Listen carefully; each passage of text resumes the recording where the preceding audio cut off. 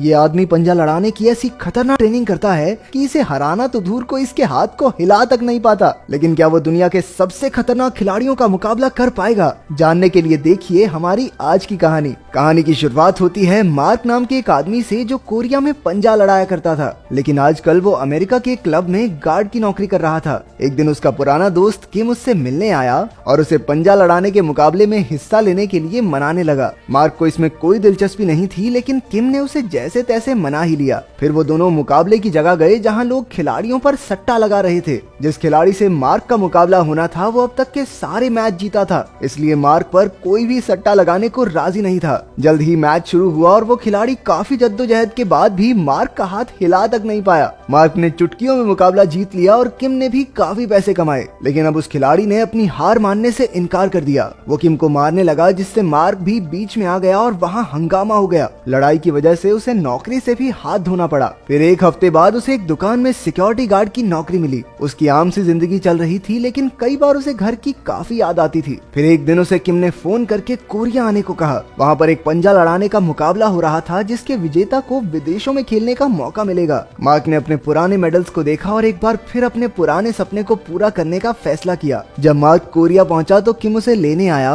और दोनों ने खाना खाते हुए काम की बात की। किम उसका एजेंट बनके उसका बिजनेस संभालना चाहता था। उसे मार्क पर पूरा भरोसा था। उसका प्लान था मार्क को खिलाड़ी बनाकर उस पे पैसे लगाकर सट्टे से माला माल हो जाने का। इसके बाद दोनों ने पूरा दिन शहर घूमा। रात को वो एक क्लब में गए, लेकिन मार्क तो वहाँ भी साइड में खड़ा होकर रखवाली करने लगा। फिर होटल लौटते हुए किम ने उससे पूछा कि क्या उसने कभी अपनी असली माँ को ढूंढने की कोशिश की है। असल में मार्क को बचपन में ही उसकी माँ ने एक अनाथ आश्रम में छोड़ दिया था। इस पर मार्क ने कहा, देख जो लोग मुझे छोड़ गए मुझे उनसे मिलने में कोई इंटरेस्ट नहीं है। इसके बाद किम ने उसे होटल में छोड़ दिया। वहाँ मार्क ने जिंदगी में पहली बार एक उछलता हुआ बेड देखा। उस कमरे में किम की तरफ से एक तोहफा भी था। डब्बे में एक फोन निकला जिसमें उसकी असली माँ का पता था। उधर किम यो नाम के एक बेहद अमीर गुंडे से मिला और मार्क पर पैसे लगाने को कहा। पहले तो उसे बिना इजाजत के यो से बात करने के लिए उल्टा लटका दिया गया, लेकिन जब यो ने मार्क की वीडियो देखी तो वो उस पर पैसे लगाने को राजी हो गया। हालांकि उसकी एक शर्त थी कि मार्क को उसके ऑर्डर के मुताबिक हारना या जीतना होगा। अगली सुबह मार्क फोन के नक्शे के मुताबिक उस पते पर पहुंच गया। दरवाजा खटखटाने से पहले उसे दो बच्चे मिले जो उसका भारी भरकम शरीर देखकर उसे राक्षस समझ बैठे। बच्चे उससे डर ना जाएं, इसलिए वो बिना कुछ कहे वहाँ से चला गया। उन बच्चों ने फिर अपनी माँ सुमी को इस अजीब आदमी के बारे में बताया। उन्होंने खिड़की से देखा कि मार्क वापस जा रहा था। सुमी कपड़े की एक दुकान चलाती थी जो काफी घाटे में चल रही थी। उसे गैंगस्टर यो के भी काफी पैसे लौटाने थे, जो उसे बार बार परेशान करने पहुंच जाता था। उस दिन सुमी ने मार्क और यो को मॉल के क्लब में साथ जाते देखा। असल में किम मार्क को यो से मिलाने लाया था। वहीं हम अमीर बाप की एक बिगड़ी औलाद चेंग को भी देखते हैं। वो यो का साथी था और सट्टेबाजी में सबसे ज्यादा पैसे लगाता था।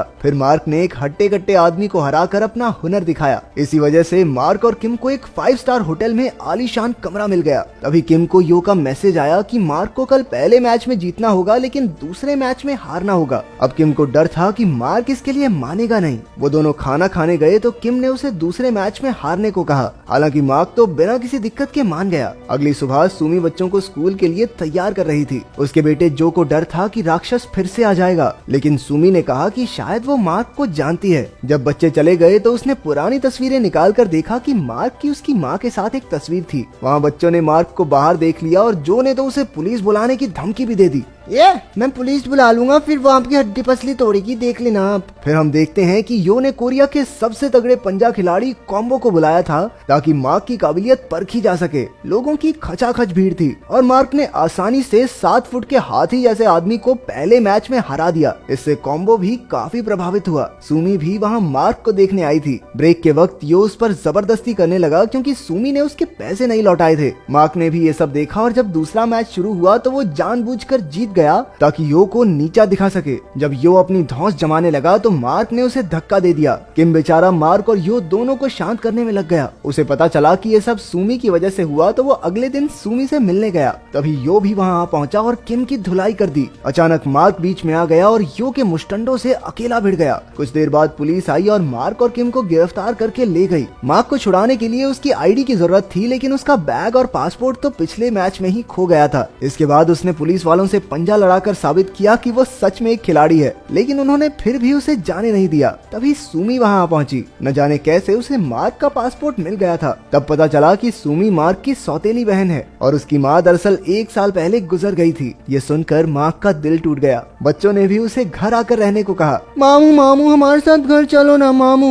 सुमी की बेटी जून ही उससे खेलती थी और बेटा जून हुआंग उससे काफी बातें करता। वहीं घर के बाहर कुछ आवारा लड़के सिगरेट पी रहे थे। सुमी के मना करने के बाद भी वो नहीं गए, लेकिन जैसे ही मार्क उनके सामने आया तो सब दुम दबाकर भाग गए। अगले दिन यो के आदमी सुमी से पैसे वसूलने आए। उसी वक्त मार्क घर से जा रहा था ताकि वो सुमी पर बोझ न बने। उसने गुंडों को भी भगा दिया, लेकिन फिर उसने वहीं रुकने का फैसला किया। अगले कुछ दिन तक पूरे परिवार ने मिलकर बढ़िया खाना खाया, घूमे फिरे और मजे किए। सुमी के लिए काम के साथ बच्चे संभालना काफी मुश्किल था। उसका पूरा घर कपड़ों से भरा हुआ था। एक दिन उसने घर आकर देखा कि सब कुछ एकदम साफ हो चुका है। ऊपर से मार्क बच्चों की देखभाल भी बहुत अच्छे से करता था। दूसरी ओर किम गरीबी के दिन काट रहा था। तभी मार्क को बच्चों के साथ देखकर उसे आइडिया आया कि क्यों ना मार्क की दुख भरी कहानी दिखाकर थोड़े पैसे कमा लिए जाएं। मार्क भी इसके लिए मान गया। इसके बाद मार्क अपने परिवार के साथ बाहर जा रहा था। रास्ते में उसने कॉम्बो को खेलते देखा। मार्क ने उसे चुनौती दी और जीत कर सबका चहेता बन गया। कुछ ही हफ्तों बाद उसके दुख भरे बचपन और मुश्किलों की कहानी पूरे देश में फैल गई। ये इतनी मशहूर हुई कि मार्क और किम ने अच्छे खासे पैसे कमा लिए। अब बच्चे मार्क को अपना हीरो समझने लगे। एक दिन स्कूल जाते हुए उन्होंने एक औरत को मार्क की बुराई करते सुना। बदले में जूही ने कह दिया, मेरे मामू ना बहुत जबरदस्त खिलाड़ी हैं। चुप हो जा बुढ़िया, नहीं तो तेरे बाल गंजे कर दूंगी।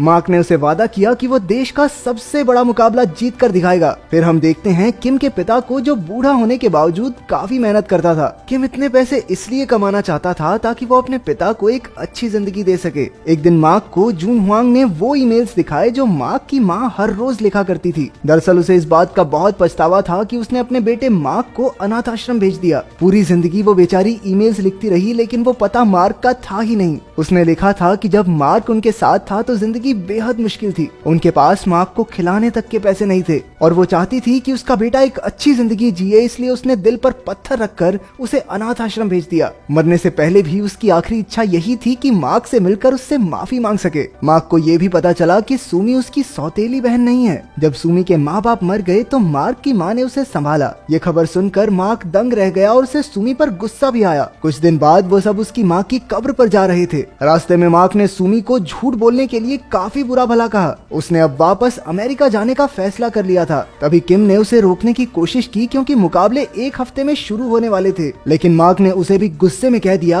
अरे ओ तू तो चुप हो जा, मेरे टैलेंट का इस्तेमाल करके बस पैसे कमाना चाहता है तू। उधर कॉम्बो जोरों शोरों से मुकाबले की तैयारी में लगा था। गैंगस्टर यो ने भी केन नाम के एक मुस्टंडे को तैयार किया था। केन ने आज तक जितने भी लोगों से पंजा लड़ाया सबकी बेरहमी से हड्डियां तोड़ डाली। मार्क भी टूर्नामेंट से पहले अपनी तैयारी में कोई कमी नहीं छोड़ रहा था। आखिरकार मुकाबले का दिन आ गया। बच्चे घर पर थे जब उन्होंने देखा कि वो मार्क को उसका मेडल लौटाना भूल गए। वो दोनों तुरंत बस पकड़ के मुकाबले की जगह पहुंच गए। कुछ देर बाद सुमी को ये खबर मिली तो वो भी बच्चों के पास भागी। इसके बाद मुकाबला शुरू हुआ। केन, मार्क और कॉम्बो तीनों अलग अलग ग्रुप्स में थे। उन्होंने अपने ग्रुप में हर किसी को हरा दिया और सेमीफाइनल तक पहुंच गए। केन ने तो बेरहमी से कई हाथ तोड़े और फाइनल में पहुंच गया। करोड़पति चेंग और उसके आदमियों ने अपना सारा पैसा केन पर लगा दिया। लेकिन मार्क का हुनर देखकर उन्हें लगा कि कहीं उनके पैसे डूब न जाएं। इसलिए चेंग ने यो को धमकाकर कहा कि किसी भी तरह केन को जिताए। फिर यो ने किम को $2 लाख देकर कहा कि मार्क को सेमीफाइनल्स में कॉम्बो से हारना होगा।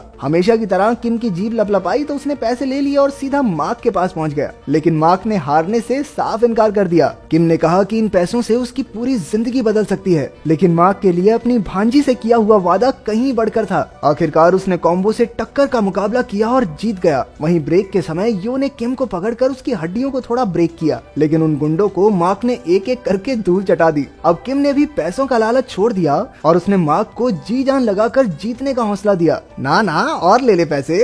अब शुरू हुआ आखिरी मुकाबला, जिसे देखने के लिए सबकी सांस अटकी हुई थी। तभी केन ने चीटिंग की, जिससे मार्क का हाथ फिसल गया। उसने मार्क का अंगूठा काफी जोर से खींचकर उसे चोट पहुंचाने की कोशिश की। अब केन किसी भी पल जीतने ही वाला था कि मार्क की नजर अपने भांजे और भांजी पर पड़ी, जो उम्मीद भरी निगाहों से उसे देख रहे थे। अचानक बच्चों के मामा में नया जोश भर गया और उसने एक ही झटके में केन को हरा दिया। आखिरकार मार्क ने टीवी पर कहा कि वो अपनी माँ से बेहद प्यार करता है। उसकी जीत से वहाँ मौजूद हर इंसान की आंखों में आंसू थे।